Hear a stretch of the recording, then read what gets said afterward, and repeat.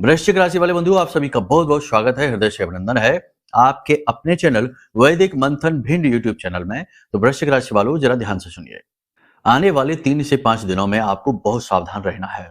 आपकी राशि, आपकी कुंडली में चंद्रमा बुरी तरीके से खराब हो चुका है, डिस्टर्ब हो चुका है, राहु की चपेट में आ चुका है।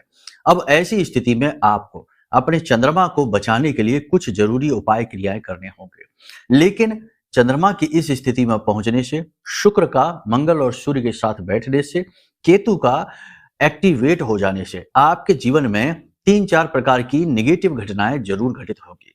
इनमें से एक घटना ऐसी होगी जो आपको फोन के माध्यम से प्रभावित करेगी, आपके जीवन को पूरी तरीके से उथल पुथल से भर देगी। कार्यक्रम बेहद महत्वपूर्ण है। इस कार्यक्रम में आपकी कुंडली में, आपकी राशि में जो ग्रहों के गोचर हो रहे हैं, उनके प्रभाव आपके जीवन में क्या होंगे ये बताएंगे। पॉजिटिव निगेटिव दोनों ही विषयों को बहुत ही गहराई के साथ आपको हम समझाने का प्रयास करेंगे।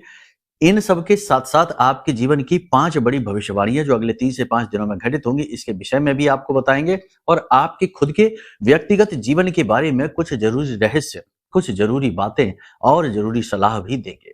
जानना इनके लिए आपको बहुत ज्यादा जरूरत है। इन बातों को जानना आपके लिए बहुत जरूरी है इस समय और काल पर, वरना आप किसी बड़ी मुसीबत में फंस जाएंगे। अनजाने में ही सही कुछ ऐसी गलतियां कर बैठेंगे जिनकी कीमत, जिनकी सजा आपको भुगतनी होगी। याद रखना बंधु कि कोई भी इंसान गलती जानबूझकर नहीं करता, अनजाने में ही गलती होती है, लेकिन उसकी कीमत, उसकी भरपाई पूरी पूरी करनी पड़ती है। बुद्धिमान इंसान केवल दूसरों से इस मामले में अलग रहता है कि वह गलती कम से कम करता है, और कम से कम गलती करने का सबसे सरल मार्ग यह है कि अपनी वर्तमान परिस्थितियों को और ग्रह नक्षत्रों को और आसपास किस प्रकार की ऊर्जाओं से आप घिरे हैं, इन सब का अच्छी तरीके से आकलन करते हुए चलना। और इन सब की आकलन करने के लिए ही ज्योतिष की, गुरुओं की और मार्गदर्शकों की आवश्यकता होती है। तभी तो गुरु का स्थान जो है वो परम ब्रह्म के समान माना गया है, ब्रह्मा विष्णु महेश से भी ऊपर माना गया है, क्योंकि वे आपको गलतियां करने से बचा लेते हैं अपने अनुभवों के आधार पर, ज्ञान के आधार पर। आज के इस कार्यक्रम में हम यही आपको करने जा रहे हैं। इस कार्यक्रम को आप देखेंगे तो 3 प्रकार की बड़ी गलतियों को करने से बच जाएंगे, ये निश्चित है। दूसरा कि जो मुसीबतें आपकी ओर आ रही हैं, उन्हें आधे रास्ते से ही वापस लौटाने में आप कामयाब रहेंगे। तीसरा, कुछ जरूरी उपाय, क्रियाएं और सावधानियां हैं जो इस समय और काल पर आपको जरूर बरतनी चाहिए, इसके विषय में भी आप जान जाएंगे। और इनमें से अगर कुछ बातें भी अपने जीवन में आप उतार लेते हैं तो 100% आप बड़ी मुसीबतों को टाल देंगे, आधे रास्ते से ही वापस कर देंगे। और यही आज के इस कार्यक्रम को बनाने का हमारा उद्देश्य भी है। तो ठंडे दिमाग से, बिल्कुल धैर्य के साथ, चित्त के साथ इस कार्यक्रम को अंत तक जरूर देखें। कुछ लोगों के प्रश्न भी ऐसे आते हैं जिनके जवाब देने अनिवार्य हैं। तो व्यक्तिगत तौर पर तो जवाब हम दे ही देते हैं, लेकिन वो ऐसे प्रश्न हैं जो सामूहिक प्रश्न बन जाते हैं, क्योंकि बहुत सारे लोगों के एक साथ उसी तरह के प्रश्न हैं। तो उन प्रश्नों के जवाब भी हम आज के इस कार्यक्रम में आपको देने की कोशिश करेंगे। तो कार्यक्रम को अंत तक जरूर देखना बंधुओं। हमने पूरी मेहनत के साथ, पूरे लगन के साथ इस कार्यक्रम को आपके लिए बनाया है। आप इसे पूरा देखेंगे तो हमारी मेहनत सफल हो जाएगी और माई आपको पूर्ण आशीर्वाद देंगे, क्योंकि आपने माई के दास की बात सुन ली है। ठीक है, तो चलिए बंधु, महामाई को याद करते हुए कार्यक्रम की शुरुआत करते हैं पूरे भक्ति भाव के साथ, ठंडे दिमाग के साथ, धैर्य के साथ। महामाई को याद करते हुए कमेंट बॉक्स में लिख डालिए, जय मां भद्रकाली कृपा करो।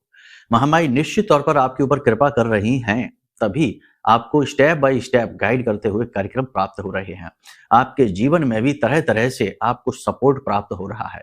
एक चीज याद रखना है कि आप चाहे कितनी ही बुरी परिस्थिति में उलझ जाएं, फंस जाएं, अटक जाएं, लेकिन कहीं ना कहीं आपको किसी न किसी प्रकार से सहारा भी प्राप्त होता ही होता है। कहीं ना कहीं से आपको अंतर मन से आत्मबल भी प्राप्त होता ही होता है। और वह सहारा, वह आत्मबल, वह ज्योति जो सकारात्मकता की है, वह महामाई की ज्योति है, आस्था की ज्योति है, आपके आराध्य की ज्योति है। तो इन भावों को समझना बहुत आवश्यक है, क्योंकि ईश्वर की भाषा सांकेतिक होती है। ईश्वर प्रत्यक्ष कभी प्रकट नहीं होंगे, चाहे आप साधना करते करते मर जाना, इतना ही तप क्यों ना कर लेना, शरीर को सड़ा गला देना। और कलयुगी शरीर में तो इतना बल ही नहीं है कि ईश्वर के प्रत्यक्षीकरण को सह पाए, भस्म हो जाएगा। तो कहने का मतलब यह है कि ईश्वर के संकेत जरूर प्राप्त होते हैं, ईश्वर के वाहक जरूर जीवन में आते हैं, और हमारे जीवन को उत्तम बनाते हैं। तो आपको बस इन संकेतों को समझना है, ठीक है। भाव यदि माँ के लिए गहरा है तो यह भी लिखिए कि मैं भी माई के परिवार का हिस्सा हूँ। एक और खास बात कि हम 29, 30 और 1 तारीख 3 दिन तक लगातार महाअनुष्ठान का आयोजन कर रहे हैं, जिसमें हम स्वयं महाअनुष्ठान करेंगे, नवग्रह शांति का हवन होगा और महामाई की चरणों में अर्जी लगाई जाएगी, यानी कि नकारात्मकता को हटाने की क्रियाएं की जाएंगी। कुछ अपने शिष्यों के लिए हम ये क्रिया कर रहे हैं, लेकिन यदि आप भी भाग लेना चाहते हैं तो नंबर वीडियो में है, इन नंबरों पर फोन करिए। इन कार्यक्रम में, इस महाअनुष्ठान में भाग लेने के कुछ विशेष नियम है, वो आपको बता दिए जाएंगे जब आप इस कार्यक्रम में, अनुष्ठान में भाग लेंगे, ठीक है। तो आप यदि चाहें तो वीडियो में नंबर है, इन पर फोन करके सारी जानकारी प्राप्त कर सकते हैं, ठीक है। जाहिर सी बात है कि थोड़ी सी दक्षिणा तो लगेगी, क्योंकि अनुष्ठान में जो चीजें प्रयोग होंगी वो आपके ही धन से आनी चाहिए, तभी आपको उसका प्रतिफल प्राप्त होगा, ठीक है। उम्मीद करते हैं सारी बात आप समझ रहे हैं। अब अपने मूल विषय को शुरू करते हैं। बात करते हैं 5 बड़ी भविष्यवाणियों की। जय माई की। बंधुओं, ज्योतिष और तंत्र विद्या के क्षेत्र में आचार्य अमित एक जाना माना नाम है। पूज्य गुरुदेव के साधनाओं और ज्योतिष विद्या के अनुभव बेहद दिव्य है। जी हाँ, पूज्य गुरुदेव ने जिसकी भी कुंडली का विश्लेषण किया और कुंडली के अनुसार उसे सटीक उपाय व महामाई माँ बगलामुखी की विशेष कृपा दी, उसके जीवन में सकारात्मक बदलाव तो आए ही है। फिर चाहे समस्या कितनी ही कठिन क्यों ना हो, समाधान तो अवश्य हुआ है। अब ऐसे में यदि आप भी अपने जीवन की किसी बड़ी समस्या से जूझ रहे हैं, जैसे कि कर्जा बढ़ता ही जा रहा है, काम धंधा और व्यापार सब रुक चुका है, रिश्ते नातों में तनाव हद से ज्यादा बढ़ गया है, पूरा जीवन ही नकारात्मकताओं से भर गया है, तो ऐसे में यही सही समय है जब आप श्रेष्ठ गुरु से मार्गदर्शन प्राप्त करें और जीवन के अंधकार को समाप्त कर दिव्य प्रकाश की ओर कदम बढ़ाएं। वीडियो में दिए गए नंबरों पर तुरंत संपर्क करिए और अपनी कुंडली का विश्लेषण व समाधान पूज्य गुरुदेव के द्वारा करवा लीजिए। देर ना करें, आपके देवी देवताओं के आशीर्वाद से ये मौका खुद चलकर आपके पास आया है, इसे गंवाना नहीं है। अभी फोन करें और गुरुदेव से मार्गदर्शन प्राप्त करें। महामाई आपका कल्याण करें। धन्यवाद। तो बंधुओं, ध्यान से सुनो। मन के हारे हार है, मन के जीते जीत, और मन ही मिलावत राम से, और मन ही करत फजी। मन पर नियंत्रण अत्यंत आवश्यक है, क्योंकि मन आ चुका है राहु की चपेट में। धीरे धीरे यह स्थिति निगेटिव होती जा रही है। राहु से पहले जो चंद्रमा है वह शनि की राशि मकर में गोचर कर रहा था, अब कुंभ में आ गया है 27 नवंबर से। तो कुंभ में आने के बाद में यह राहु की चपेट में आ चुका है। राहु ने इसे ग्रहण लगा दिया है, यानी कि चंद्रमा ग्रहण की स्थिति में है, और अगले 3 से 5 दिन यह स्थिति और बद से बदतर होती जाएगी। आपको क्या करना है, ध्यान से सुनिए। सबसे पहली चीज यह है कि चंद्रमा को अनुकूल बनाने वाले कार्य करने शुरू कर देने हैं। कैसे होता है चंद्रमा अनुकूल, ध्यान से सुनिए। सबसे पहली चीज यह है कि एक कांच की कटोरी लीजिए, प्याली लीजिए, उसके अंदर आप शहद भर दीजिए, ठीक है। और शहद भरने के बाद उसके अंदर एक चांदी का सिक्का डाल दीजिए। बस इतना सा करके आप अपने घर की उत्तर दिशा में इसे रख दीजिए। आपका चंद्रमा अनुकूल होना शुरू हो जाएगा, ठीक है। दूसरा क्रिया उपाय आप ये भी करिए कि अपने गुरु को भी बल दीजिए, क्योंकि गुरु आपका ज्ञान है, आपका आध्यात्म है, जिसका बुद्धि विवेक जागृत होता है, जो ज्ञान से भरा होता है और ज्ञान को उपयोग करने का जिसमें सामर्थ्य भी होता है। क्योंकि केवल ज्ञान से भर जाने से कोई इंसान परिपूर्ण नहीं होता है, अधूरा ही रहता है। कई ज्ञानी हमने देखे हैं जो मूर्खों जैसे कार्य करते हैं और उनकी बातें भी बड़ी बचकानी सी होती हैं, बेसिर पैर की बातें, और है बहुत ज्ञान, पीएचडी करे घूम रहे हैं, लेकिन बातें बिल्कुल बेसिर पैर की, अज्ञानियों जैसी। तो ज्ञान भर जाने से ही इंसान पूर्ण नहीं होता, ज्ञान के प्रयोग का सामर्थ्य भी हासिल हो जाए, ऐसा तभी होता है जब आपका गुरु प्रबल होगा। गुरु आपको ज्ञान से भरकर और आपको उसके योग्य बना देता है, पात्रता लेकर आता है। गुरु को प्रबल करने के 3 सबसे सरल सूत्र हैं। सबसे पहला सूत्र स्वच्छता, क्योंकि गुरु एक देवता है और देवता स्वच्छता में वास करते हैं। अपने आप को स्वच्छ रखिए, साफ रखिए, समय पर सोइए, समय पर जागिए, खाना पीना टाइम से करिए, स्नान आदि समय पर करिए, पूजा पाठ जरूर करिए। और जिस वक्त पूजा पाठ करिए, मोबाइल फोन को उठाकर साइड में रख दीजिए। ये नहीं कि फोन बगल में रखा है, फोन में लगे हैं और इधर ओम जय जगदीश हरे, जय हनुमान ज्ञान गुण सागर हो रहा है, और इधर फोन पे हेलो हाँ हम आ ही रही है, बस थोड़ी देर रुक जाओ, इंतजार करो, फोन पर भी लगे हैं। ये सब करेंगे तो पूजा तो ना करो, ज्यादा बेहतर है काम ही करो, कर्म ही पूजा समझ के कर लो, फिर ये सब ना करो, ठीक है। क्योंकि यहाँ पर तो आप दोष उत्पन्न कर रहे हैं। फिर कहेंगे कि हम पूजा पाठ तो बहुत करते हैं गुरुजी, लेकिन हमारे जीवन में पता नहीं क्यों दुख ही दुख है, कष्ट ही कष्ट आता है। आप खुद ही अपने जीवन को बर्बाद कर रहे हैं, ऊर्जाओं को विकृत कर रहे हैं, बीमार कर रहे हैं। तो पूजा पाठ जरूर करिए। और तीसरा कर्म सबसे अच्छा, कि अपनी वाणी से दोष उत्पन्न न करिए। अपनी वाणी को जितना हो सके शुद्ध रखिए, निर्मल रखिए, पवित्र रखिए, सकारात्मक रखिए। बुरी से बुरी परिस्थिति में भी अच्छी चीजें होती जरूर हैं, हमें दिखती नहीं है, ये बात अलग है। अब नौकरी से संकट है, नौकरी में संकट है, काम की कठिनाई है, सब कुछ बहुत ही उथल पुथल भरा जीवन में है, लेकिन घर पर लौट कर आए तो दो प्यारी प्यारी सी बेटियां हैं जिन्होंने दरवाजा खोला, गले से लग गई आपके। लेकिन आप तो नौकरी की व्याकुलता में इतने त्रस्त हैं, आप तो इतने व्याकुल है कि अरे बॉस ने डांट दिया और ये हो गया वो हो गया, नया प्रोजेक्ट, और आपने अपनी बेटियों को डांट दिया और कह दिया होमवर्क किया, पढ़ाई की, चलो भागो यहाँ से, जाओ पढ़ो जाके। और आपने जो खुशी थी, जो आनंद था, वो अपने तक पहुंचने ही नहीं दिया।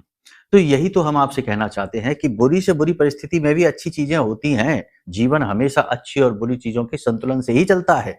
एक तरफा जीवन तो चलेगा ही नहीं, लेकिन हमारा जो चित्त है वो एक तरफा ही चलता है। बुरा होगा तो इतना बुरा होगा कि नरकीय जीवन दिखेगा, और अच्छा होगा तो इतना अच्छा होगा कि फिर जो छोटी छोटी खामियां हैं वो दिखेंगी ही नहीं और धड़ाम से नीचे आ गिरेंगे। तो ये हमारे चित्त की कमजोरी है। तो ज्ञान तभी आएगा जब आप अपने ऊपर नियंत्रण हासिल करना शुरू करेंगे, धार्मिक बनेंगे, आस्थावान बनेंगे, विश्वसनीय बनेंगे।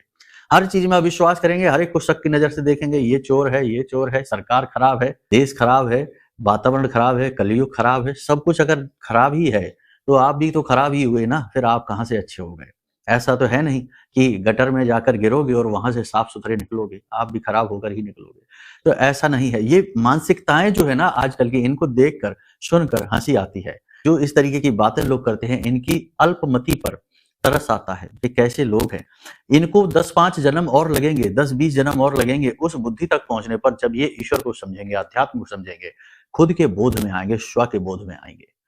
ये बातें जो हम आपको बता रहे हैं ना, ये कोई बताएगा नहीं, क्योंकि ये बातें खुद के अनुभवों से हासिल होती हैं, साधना से, ज्ञान से और शरणागत होने से। ये केवल रटने की बात नहीं है कि सूर्य के साथ मंगल और मंगल के साथ शुक्र और इससे ये हो गया वो हो गया। ये रट्टू तोता वाली बातें नहीं है। रट्टू तोताओं की तो कोई प्रेडिक्शन, कोई भविष्यवाणी फलित ही नहीं होती, सब उल्टा हो जाता है। तभी तो ज्योतिष का मजाक उड़ रहा है, क्योंकि अब तो लोग 6 महीने का कोर्स करके एस्ट्रोलॉजर बन जाते हैं और पूरी भविष्यवाणियां कर देते हैं 5-5 साल की। खुद 6 महीने पढ़े हैं और 5 साल की भविष्यवाणी कर रहे हैं। सोचो, हो सकता है? ये नहीं हो सकता। अरे 20 साल पढ़ो तब तो 1 साल की 2 साल की भविष्यवाणी की काबिलियत आ भी सकती है। फिर भी लोग कर रहे हैं, लेकिन चल रहा है, सब कुछ ठीक है।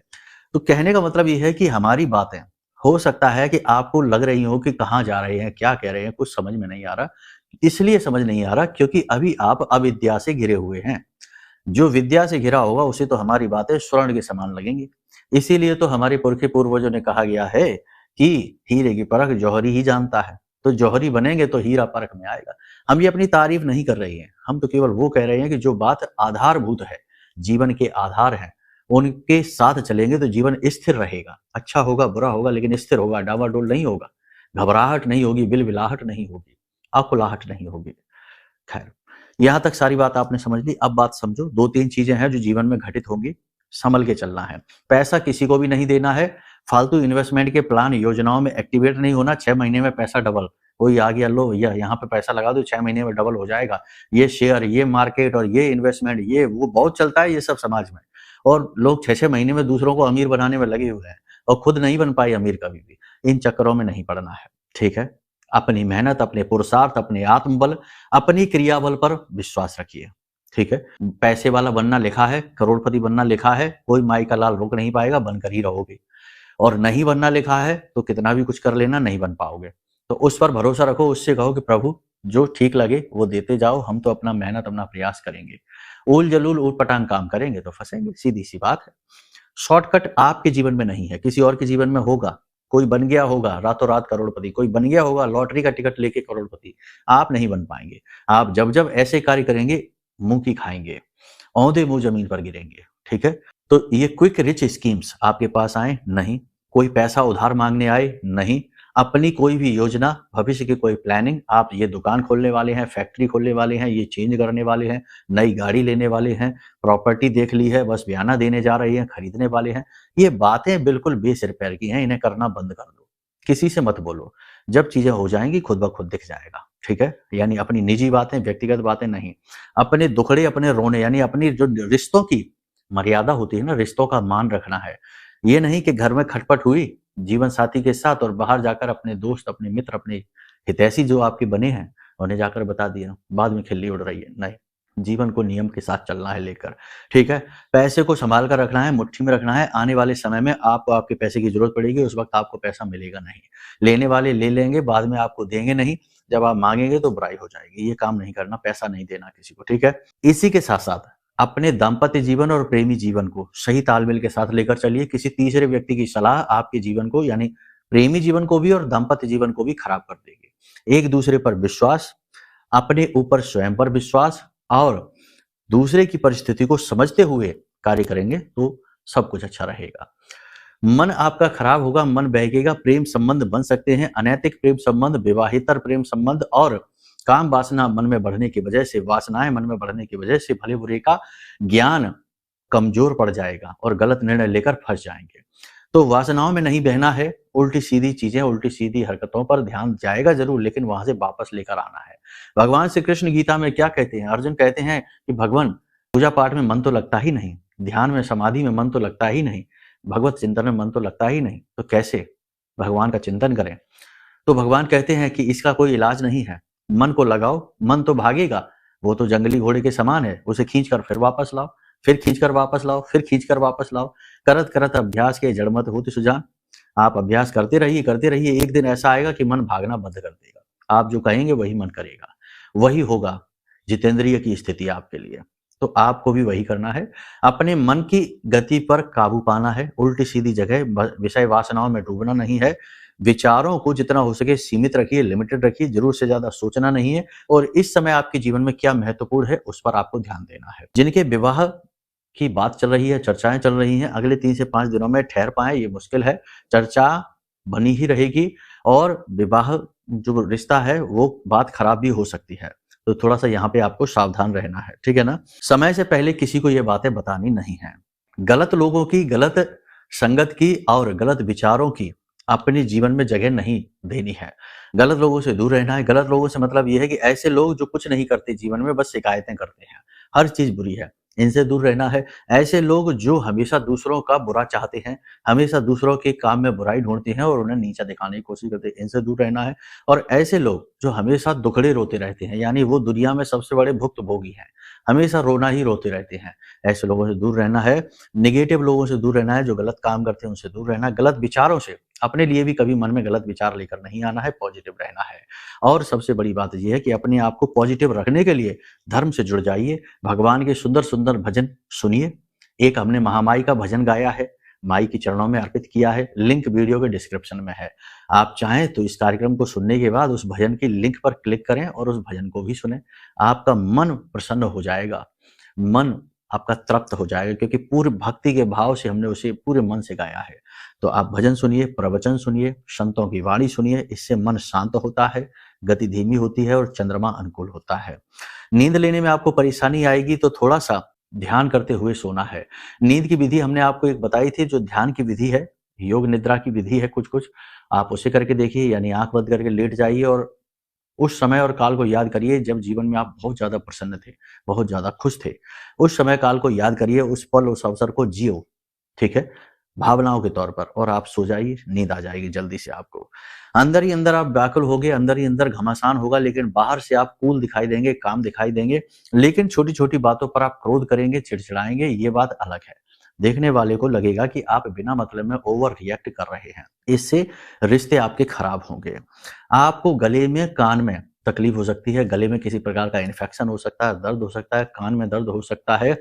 इसी प्रकार फिसलने और गिरने का भी डर है, थोड़ा सा संभल कर रहना है, वाहन आदि संभल कर चलाना है। रात्रि के समय यात्रा जहां तक हो सके ना करें, वो ज्यादा बेहतर है। रात्रि के समय यात्रा दुखदायी हो सकती है, कष्टकारक हो सकती है, एक्सीडेंट भी हो सकता है। शरीर के किसी न किसी भाग में लगातार दर्द रहेगा, जिससे आप परेशान रहेंगे। कोई पुरानी बीमारी, एलर्जी आदि उभर सकती है जो आपकी तकलीफ का कारक बनेगी, ठीक है। आपको योग, प्राणायाम, अध्यात्म, सुबह सुबह जब आप सोकर जागे तो थोड़ी देर एक्सरसाइज करिए, फिजिकल मूवमेंट करिए, वॉकिंग करिए, जॉगिंग करिए, जो भी कुछ आप कर सकते हैं वो करिए। उसके बाद आंख बंद करके आधे घंटे के लिए ध्यान की मुद्रा में बैठिए। इससे आपका मन और तन दोनों ही स्वस्थ हो जाएंगे, एक लेवल पर आ जाएंगे, सम हो जाएंगे, ठीक है। इन सब बातों का आप ख्याल रखिए। बहुत सारी बातें ऐसी हैं जो आपके जीवन में इस समय मैच कर रही होंगी और बहुत सारी ऐसी हैं जो नहीं भी। तो ऐसा इसलिए होता है कि आपकी कुंडली में जो जन्म पत्री है उसमें ग्रहों की स्थितियां क्या हैं।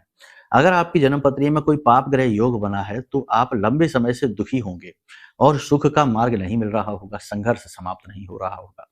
तो आपको सचमुच में अपने जीवन के रहस्य यदि खोलने हैं तो उसके लिए तो आपको अपनी कुंडली का आकलन कराना चाहिए। नंबर वीडियो में दिया गया है, इन नंबरों पर फोन करिए। इसी के साथ साथ कोई तंत्र मंत्र है, कोई बाधा है, कोई निगेटिविटी है, इसे मिटाने के लिए यदि आप चाहते हैं समाधान हो कोई, क्योंकि आपके बस की बात नहीं है उसे मिटा पाना, आप कोई उपाय से उसे नहीं मिटा सकते, तो उसे मिटाने के लिए गुरु का साथ, गुरु का उपदेश और गुरु का शक्तिपात, और शक्तिपात के लिए यह महारक्षा कवच है हमने जो बनाया है, आप इसे ऑर्डर करिए, मंगाइए। ब्रह्मास्त्र विद्या माँ बगलामुखी के सिद्ध मंत्र से जागृत है, अभिमंत्रित है। हमारी आराध्य देवी है माँ, तो जीवन भर की हमारी साधना का बल इसमें समाहित है। इसे आप मंगाएंगे जैसे ही, वैसे ही इसके परिणाम, इसके फल आपको तुरंत दिखाई देने शुरू हो जाएंगे। तो आप कुंडली आकलन कराइए, यह महारक्षा कवच मंगाइए, दोनों क्रियाएं आपके लिए जीवन का सर्वश्रेष्ठ फैसला साबित होंगी। ठीक है, तो यहां तक आपने सारी बात समझ ली है। अब समझिए कि फोन के माध्यम से आपको किस प्रकार की खबर, फोन के माध्यम से आपको किसी प्रकार की दुर्घटना, किसी प्रकार का पैसे का लॉस, ये दो खबरें आ सकती हैं। अगर आपकी कुंडली में कोई पाप ग्रह योग है तो, अगर नहीं है तो हो सकता है कि आप इससे बच जाएं, लेकिन तब भी जो ऊपर की स्थितियां हमने बताई हैं वो आपके जीवन में तो रहेंगी ही रहेंगी। ठीक है, यहां पर सबसे बड़ी बात यही है कि आपको अपनी वासनाओं पे, अपने मन पर नियंत्रण रखना है और अपने खान पान का भी ख्याल रखना है, स्वयं की सेहत का विशेष ख्याल रखना है। अब इस समय पर आपको एक विशेष उपाय हम बता देते हैं, ये उपाय आपको जरूर करना चाहिए, ये इस समय की मांग है। हनुमान जी को संकट मोचन कहा गया है, किसी भी प्रकार के संकट को वो हर लेते हैं। तो इस प्रकार हनुमान जी के मंदिर में आप कुछ चीजें करिए, दीप दान करिए और कुछ चीजों का दान करिए। आज जब आप इस कार्यक्रम को देख रहे हैं तो कल ही आप ये क्रिया कर देना, ये मत देखना कि मंगलवार शनिवार है, क्योंकि हर वार हर दिन हनुमान जी का दिन है, देवी का दिन है, शिव का दिन है, सभी देवी देवताओं का है। ये तो हमने अपनी बुद्धि के अनुसार चीजें बना रखी हैं। ठीक है, तो आपको क्या करना है कि हनुमान जी के मंदिर में पंच दीपों का दान करना है। पंच दीपों के दान में आप ध्यान से समझिए, कुछ चीजें हैं। एक दान आपको हनुमान जी के मंदिर में दरवाजे पर 2 दीप लगाने हैं, एक इस तरफ और एक इस तरफ। ठीक है, 2 दीपक आपको जलाने हैं हनुमान जी के मंदिर में जो यज्ञशाला है, यज्ञ वेदी है, वहां पर जलाना है। एक दीपक आपको जलाना है हनुमान जी के मंदिर में जो यज्ञशाला है, वहां पर जो हवन वेदी है वहां पर जलाना है। एक दीपक आपको जलाना है राम दरबार में, प्रभु श्री राम के चरणों के पास, और एक दीपक आपको जलाना है हनुमान जी की मूर्ति के विग्रह के सामने। ठीक है, इस तरह पंच दीपक दान आपको करना है, पंचदीप दान कहते हैं इसको। इसी के साथ साथ हनुमान जी के मंदिर में लड्डू का भोग लगाइए। आसन, 5 आसन जो जिस पर बैठकर पूजा करते हैं वो आसन ही दे दीजिए। 5 माचिस और 5 मुट्ठी दाल उड़द की, 5 मुट्ठी उड़द की दाल लाल रंग की पोटली में लपेटकर मंदिर में दान कर दीजिए। और हनुमान चालीसा की 5 किताबें। ठीक है, ये सारी सामग्री आपने ध्यान से सुन ली। लड्डू है, 5 आसनी है, 5 माचिस हैं, 5 मुट्ठी उड़द की दाल है लाल कपड़े में लपेटकर, और 5 हनुमान चालीसा की किताबें हैं, और पंचदीप का दान है। इस क्रिया को बस आप एक बार करके देखिए। आप जैसे ही ये करेंगे तो जो ग्रहों के प्रभाव है, नेगेटिविटी जो दिखाई दे रही है वो तुरंत हट जाएगी, और तुरंत आप नेगेटिविटी से पॉजिटिविटी के दायरे में आ जाएंगे। नकारात्मकता हटेगी तो खुशियां प्राप्त होंगी। दुख जो आ रहे होंगे आपके रास्ते में वो आधे रास्ते से ही वापस लौट जाएंगे। तो यहां तक सारी बात आपने समझ ली है। हर बात को बारीकी से समझिए, आपके लिए ही तो हमने बोला है, और कुछ भी ऐसा नहीं है, केवल खास खास बिंदु इसमें देखकर बोले हैं, बाकी सब वो बोला है जो हमारे हृदय ने कहा है, महामाई ने कहा है, और वो सारी वाणी आपके लिए कही गई है। तो जरा ठंडे दिमाग से विचार करिए जो भी हमने कहा है। ठीक है, तो उम्मीद है सारी बात आपने समझ ली है। अब अंतिम बात कि यदि कुंडली विश्लेषण कराना है, महारक्षा कवच चाहिए या पूजा अनुष्ठान में भाग लेना है, तो इन सब की जानकारी के लिए नंबर वीडियो में है, इन पर फोन करिए। सारी मदद आपकी होगी, सारी सहायता आपको दी जाएगी, हर बात आपको समझाई जाएगी। ठीक है, तो चलिए बंधुओं, वाणी को यहीं विराम देते हैं। हमेशा हंसते रहिए, मुस्कुराते रहिए, सकारात्मक रहिए, महामाई पर अपनी आस्था और विश्वास बनाकर रखिए, क्योंकि माता रानी आपका उद्धार जरूर करेंगी। प्रेम से बोलिए जय माई की, जय मां बगलामुखी। हमारे प्रिय और परम पूज्य आचार्य जी ने अपनी साधनाओं के अनुभवों पर आधारित शक्तिशाली उपाय और क्रियाओं के माध्यम से हजारों लोगों के जीवन को पूरी तरह से बदला है। आचार्य जी के द्वारा बताया गया हर एक उपाय इतना सटीक और कारगर होता है कि जो भी इसे पूरे भाव के साथ कर लेता है उसे साक्षात महामाई की कृपा और आशीर्वाद प्राप्त हो जाती है। इसलिए निसंकोच इन उपायों को पूरे भाव के साथ करिए, आपका कल्याण होगा। जय माई की।